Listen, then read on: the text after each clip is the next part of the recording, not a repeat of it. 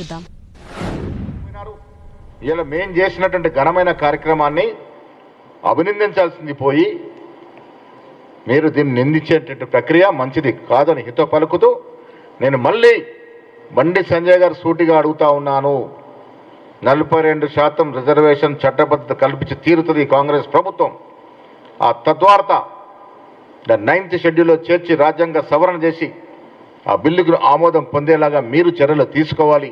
మీరు నిజంగా ఓబీసీల పట్ల మీకు ప్రేమ ఉంటే మీరు కానీ మీ సహచరులు కానీ కేంద్ర ప్రభుత్వాన్ని ఒప్పించి మెప్పించి దానికి చట్టబద్ధత తీసుకురావాల్సిన మీ ద్వారా విజ్ఞప్తి చేస్తా ఉన్నాను. నేను మళ్ళీ చెప్తా ఉన్నాను, రేవంత్ రెడ్డి గారు మాట్లాడిన దాంట్లో ఏం తప్పు లేదు.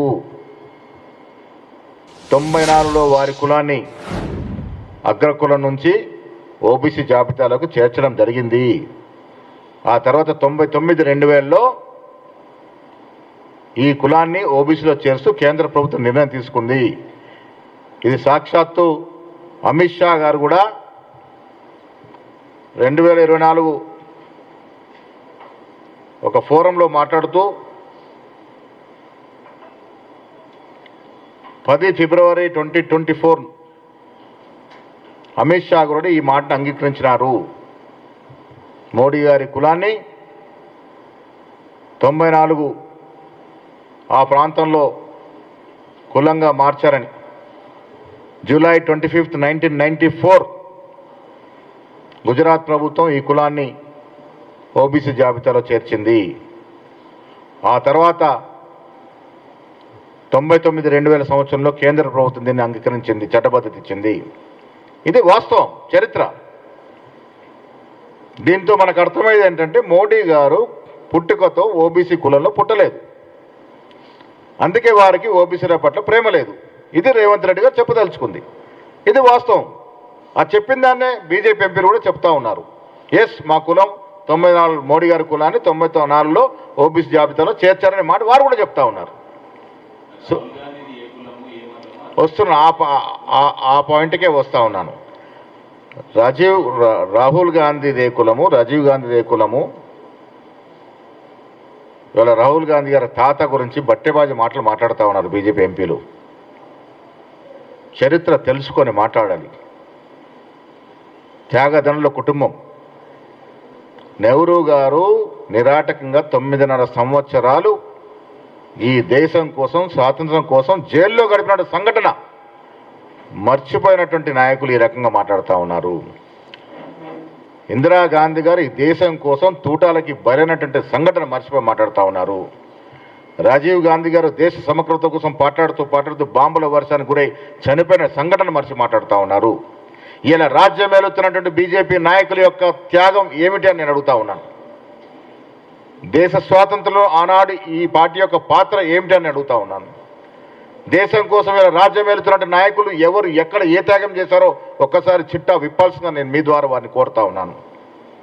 త్యాగదనుల కుటుంబం గురించి మాట్లాడే ముందు మనం ఏం చేస్తామో ఒకసారి తెలుసుకుంటే మంచిదని మాట మాడుతూ ఉన్నాను.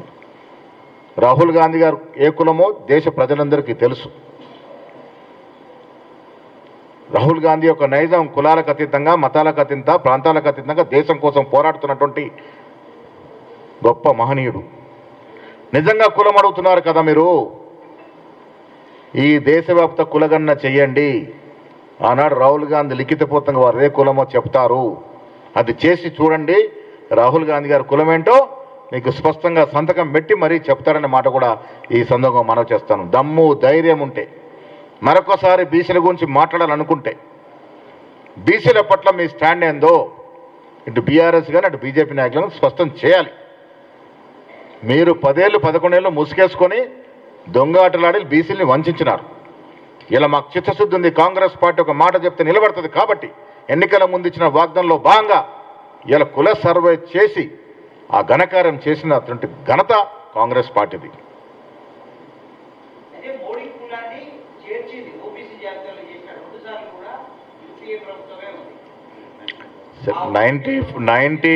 94లో చిమన్ భాయ్ మెహతా గారు ముఖ్యమంత్రిగా ఉన్నారు.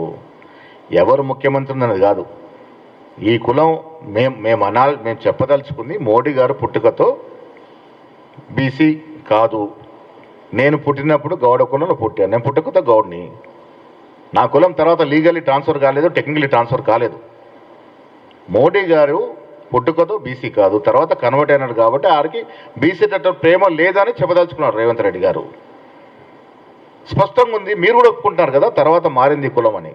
99 ప్రభుత్వం ఎవరుంది? 99 2000లో వాజ్పేయి గారి ప్రభుత్వం ఉన్నట్టుంది. వాజ్పేయి గారి ప్రభుత్వం కేంద్రంలో ఉంది, కేంద్రం గజెట్ ఇచ్చినప్పుడు. 94లో అక్కడ కాంగ్రెస్ ప్రభుత్వం. ఎస్, ఎవరు ప్రభుత్వం ఉంది, ఎవరు మార్చారన్న సమస్య కాదు ఇక్కడ. కులం ఎప్పుడు ఓబీసీ జాబితాలోకి వచ్చింది అనేది సమస్య. ఇంకా చారి గారు ఏదో సోనియా గాంధీ గారు పుట్టింది ఇటలీలో, ఉనికి పుచ్చుకుంది భారతీయ తత్వాన్ని, అందరికీ తెలుసు. అది మనకి పుట్టినిల్లా మెట్టినిల్లా ఇంపార్టెంట్. మనందరికీ మన భార్యలు పుట్టింది ఎక్కడో, కానీ మన దగ్గరకు వచ్చి మెట్టినిల్లు కదా, ఇది కదా. సోనియా గాంధీ గారు ఇటలీలో పుట్టినప్పటికి కూడా సంపూర్ణంగా భారతదేశం యొక్క సంస్కృతిని, భారతదేశం యొక్క కట్టుబాట్లని, భారతదేశం యొక్క అలవాట్లని, భారతీయతని ఉనికి పుచ్చుకుంది కాబట్టే ఈ దేశంలో వారిని ఆదరిస్తూ ఉన్నారు. రాజీవ్ గాంధీ గారి సతీమణిగా, కాంగ్రెస్ పార్టీ అధ్యక్షురాలిగా వారు చేసిన సేవ కూడా మరవలేనిది. కౌన్సిలర్ సీటు కూడా త్యాగం చేయలేనటువంటి మానవులు ఉన్నటువంటి ఈ సంబంధంలో సాక్షాత్ ప్రధానమంత్రి పదవిని త్యాగం చేసిన ఘనత సోనియా గాంధీ గారిది. 2009లో ప్రధానమంత్రి కావాలంటే రాహుల్ గాంధీ గారిని ఆపే శక్తి లేకుండే. మన్మోహన్ సింగ్ గారిని దేశంలో ఒక మేధావి కాబట్టి వారు చేసిన ఘనత రాహుల్ గాంధీ గారిది.